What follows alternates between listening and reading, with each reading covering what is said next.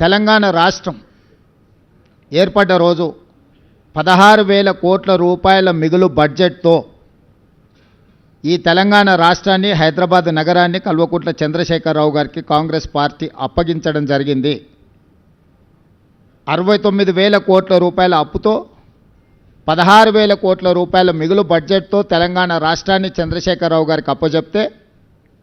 2014 నుంచి 2024 మాకు అప్పచెప్పే సమయానికి 8,11,000 కోట్ల రూపాయల అప్పుతో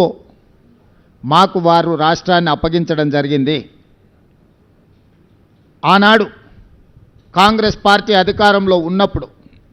ఈరోజు కనిపిస్తున్న అభివృద్ధి మొత్తం తెలంగాణ రాష్ట్రాన్ని ఆర్థికంగా నిలబెట్టి ప్రపంచ ముఖచిత్ర పటంలో గుర్తింపు తీసుకొచ్చిన ప్రాజెక్టులన్నీ కూడా